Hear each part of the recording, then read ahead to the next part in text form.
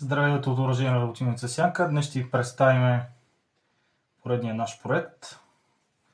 В случая оригинално пистолета е така наречения Тока Гипт. За по-запознатите и феновете на Тулски Токарев. Знаят, това е унгарско производство, което е правено за египетската армия и полиция. Характерното за този пистолет е, че фабрично идва с две цеви. Тук е с маркировка Супер 12. С две цеви идва, едната е в 9 мм, другата е в 7,62 по 25 ТТ патрон. Всъщност идеята на оръжието е да го усъвремениме. Финиша не е наш, но всичко останало, което ще видите, е наше. Основното, което беше по оръжието, първо, разбира се, задължителната проверка за наличие на патрон в патронника.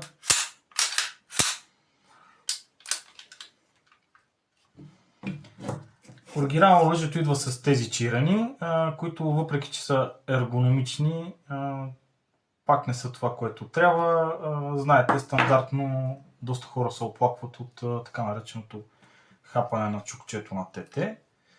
И тук е момента да ви представим нашата ръкохватка, която работиме доста време по нея.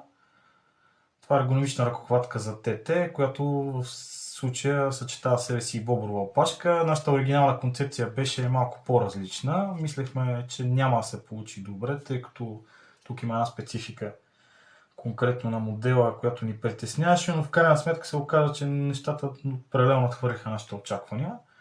Мисля, че се получи доста добре. Материалът, който е изработен на ръкохватката, е същия, с който е и нашата ръкохватка с бърз бутон за пистолет Макаров.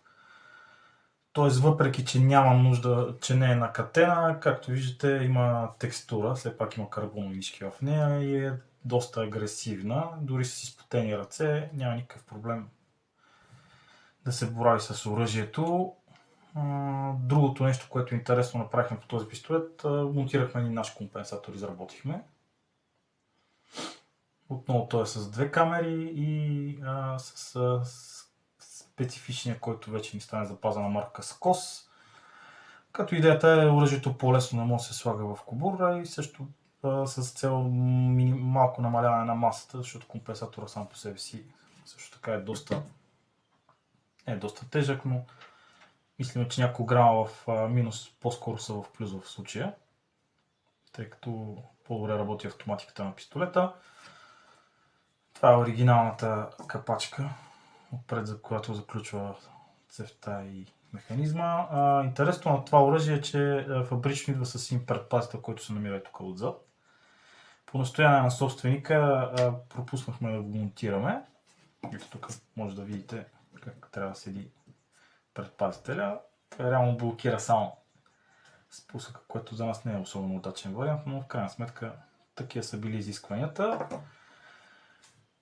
Също така сложихме и капачките за пълнители плюс 2 патрона и така оръжието става първо с доста осъвременена визия и за хората с по-големи ръце виждате